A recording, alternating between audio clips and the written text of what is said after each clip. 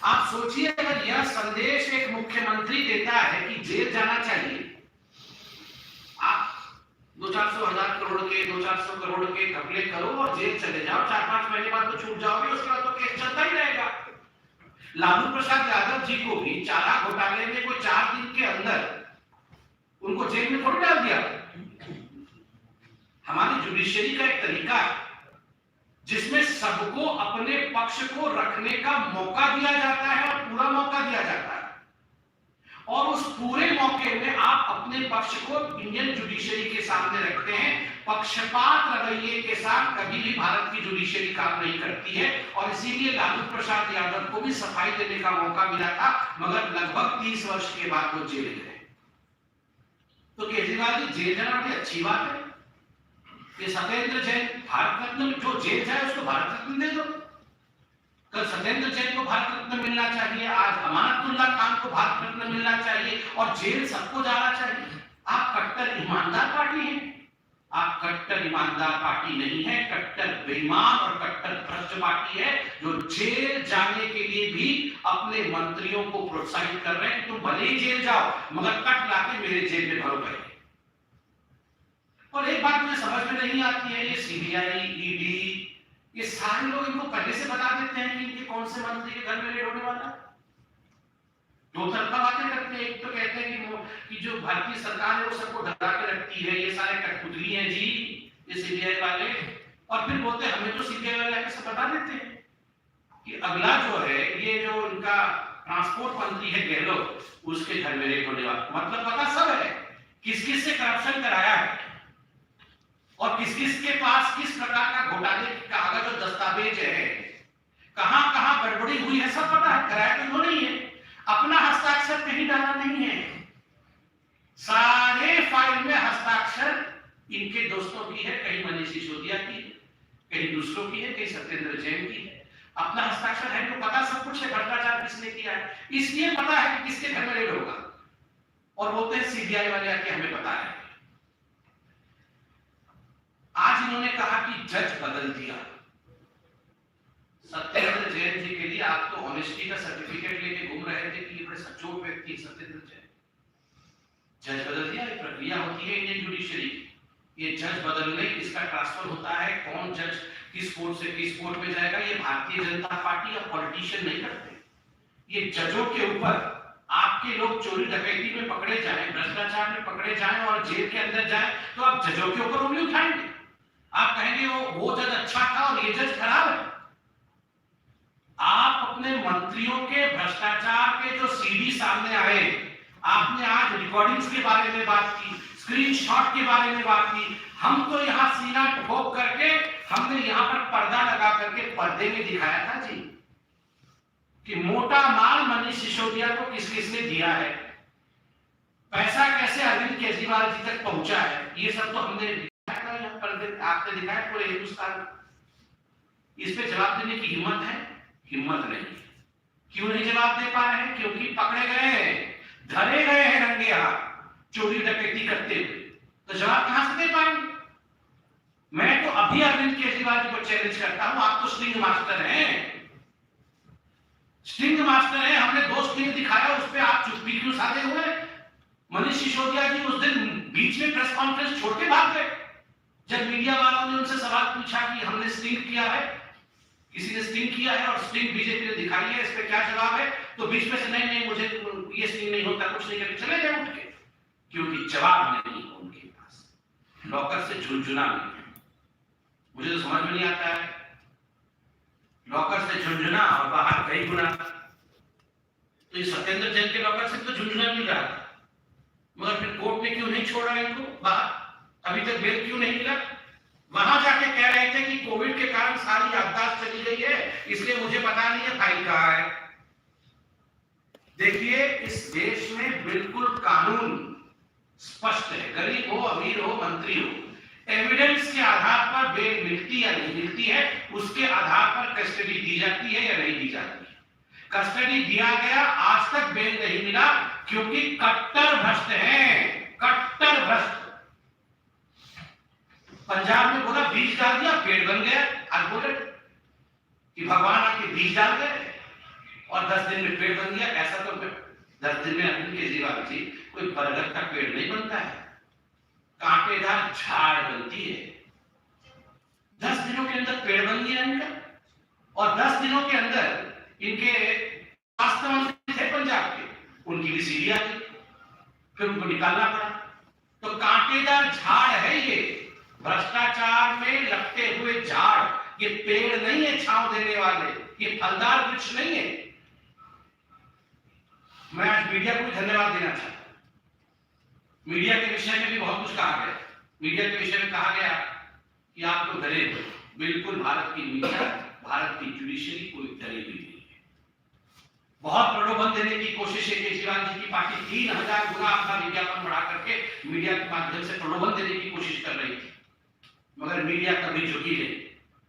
Media ने कभी भी इनके गलत कामों में इनका साथ नहीं दिया। इसी कारण से आज अरविंद केजरीवाल जी कहीं ना कहीं बौखलाए हुए थे, क्योंकि वो चाह रहे थे कि मनीष सिसोदिया ने ये जो मोटा माल खाया है, और ये अरविंद केजरीवाल के जो तार जुड़े हुए हैं मनीष सिसोदिया के, ये सारा विषय ब्लैकआउट कर दिया जाए और कोई दिखाए नहीं, क्योंकि एडवर्टाइजमेंट देते हैं।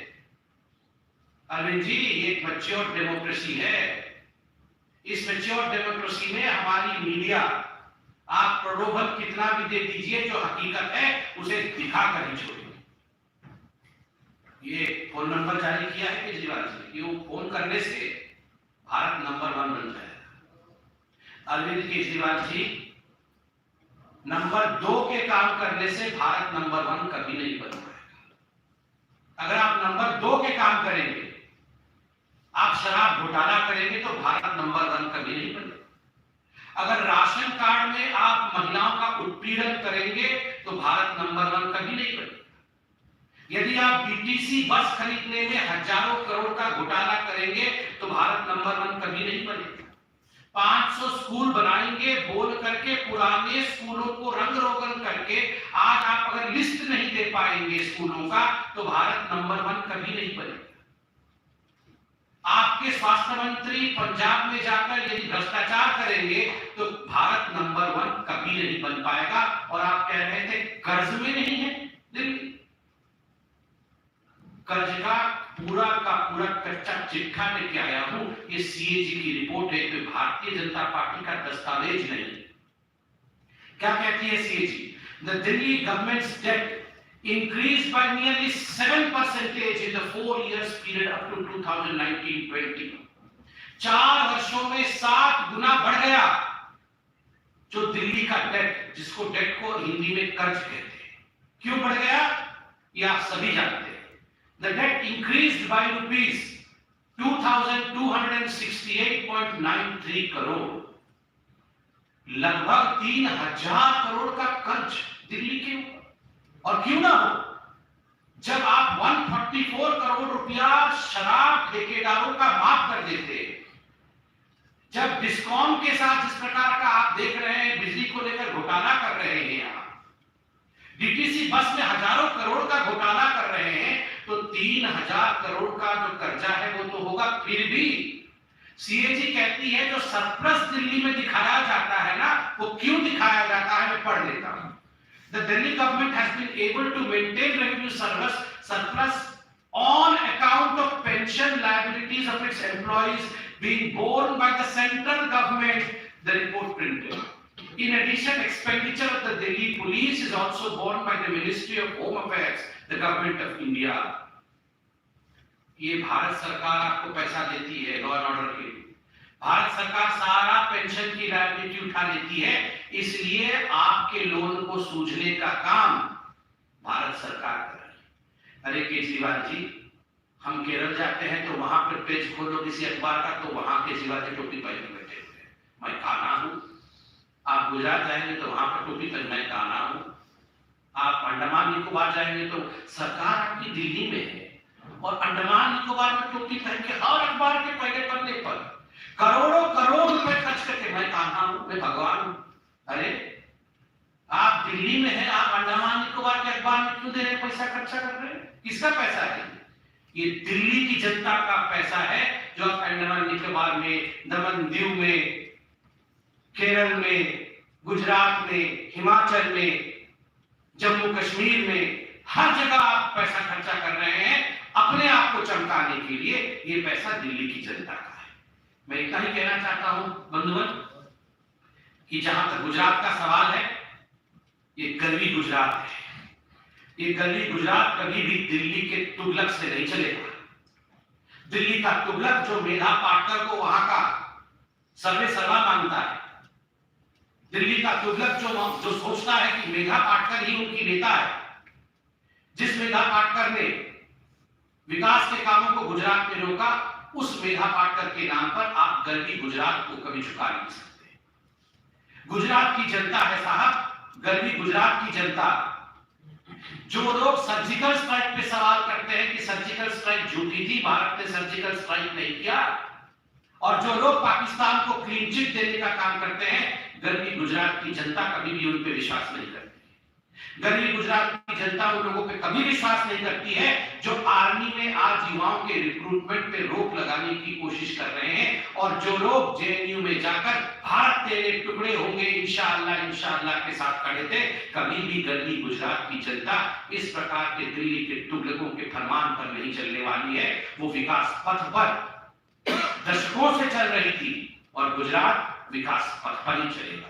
बहुत बहुत धन्यवाद। कोई प्रश्न हो तो अवश्य पूछें। समीर जी, दो सवाल हैं। पहला सवाल तो ये कि अरविंद केजरीवाल ने कहा कि जो लोग फ्री पानी फ्री बिजली का विरोध करते हैं, चाहे वो नेता हो या कोई पॉलिटिकल पार्टी, उनको गद्दार समझो। और दूसरा सवाल ये है कि सत्येंद्र जैन अगर भारत में नहीं पैदा हुए होते तो उनको कभी का भारत रत्न मिल चुका होता। पहली बात तो है गद्दार किसको समझा जाए, ये हिंदुस्तान की जनता जानती है। जो लोग सर्जिकल स्ट्राइक पे आर्मी के ऊपर सवाल उठाते हैं और आर्मी से सबूत मांगते हैं, पाकिस्तान को क्लीन चिट देने का काम करते हैं, वो गद्दार है। और मुझे तो समझ में नहीं आ रहा, अरविंद केजरीवाल कह रहे हैं सत्येंद्र जैन भारत में पैदा नहीं होते तो वो भारत रत्न उनको मिल जाता। मुझे समझ में नहीं आता ये कैसे हो जाता। मतलब पैदा ही भारत में नहीं होते और वो भारत रत्न बन जाते। मतलब मुझे खैर अरविंद केजरीवाल भगवान है, आप उन्हीं से पूछिएगा क्यों ऐसा बोला। वो कुछ भी कर सकते हैं, भगवान है। सर मानसिक केजरीवाल भगवान है। देखिए मैंने कहा मानव इतिहास में ये सबसे पहली बार ऐसा हुआ है कि मनुष्य से भगवान बनने की जो गति है वो इतनी तीव्रता से अरविंद केजरीवाल जी ने हासिल किया है। आज वो कान्हा बन गए हैं, आज वो भगवान बन गए हैं। बेस्ट ऑफ लक में समीर, जब अमानत उल्लाह को अरेस्ट करने के लिए एंटी करप्शन ब्यूरो की टीम गई, देवर असॉल्टेड, उनको असॉल्ट किया गया, एसीबी ने दिल्ली पुलिस के साथ एफआईआर दर्ज कराई, उसके बाद जो है अभी कुछ लोगों को गिरफ्तार किया गया है। दूसरा जो ये कहा जा रहा था आम आदमी पार्टी की तरफ से कि जो इमाम हैं जो कि जिनके घर पे रेड हुई थी, जिनके घर पे कैश मिला है, हथियार मिले, वो उनके पार्टी मेंबर्स नहीं है, लेकिन अभी पता लगा है कि वो आम आदमी पार्टी के वार्ड के इंचार्ज थे और उनकी कई पिक्चर्स भी हैं अमानत उल्लाह खान के साथ। क्या कहेंगे? देखिए याद करिए ये मोडस ऑपरेंडी जो है, ये काम करने का तरीका है आम आदमी पार्टी का और खास करके अरविंद केजरीवाल जी। ये ताहिर हुसैन जब दंगे करते हुए रंगे हाथ पकड़ा गया था, इनका काउंसलर था, तो पहले तो इनके बड़े बड़े नेताओं ने, संजय सिंह इत्यादि ने प्रेस कॉन्फ्रेंस किया और कहा ताहिर हुसैन तो बहुत बड़ा इंसान है, बहुत अच्छा व्यक्ति है, उसे फंसाने की कोशिश की जा रही है, वो तो दंगा ही नहीं। बाद में जब सारे सबूत थैंक्स टू द मीडिया आप लोगों ने जाके उनके छत के ऊपर सब कुछ दिखा दिया और कोर्ट ने उन्हें जेल भेज दिया, अब उसे भूल गए, अब बोल रहे हम तो उसे बचाते नहीं थे। और ठीक उसी प्रकार अमानतुल्ला खान के घर से हथियार बरामद हुए हैं, वो आप लोग टीवी में दिखा रहे हैं, लाखों रुपए बरामद हुए हैं, ये भी हम टीवी में देख रहे हैं। और जो लोग वहां पर हुड़दंग मचा रहे हैं, ये भी टीवी दिखा रही है, वो आम आदमी पार्टी के लोग हैं। और आज अरविंद केजरीवाल संविधान की बात कर रहे हैं। ये संविधान में आप हुड़दंग मचाएंगे?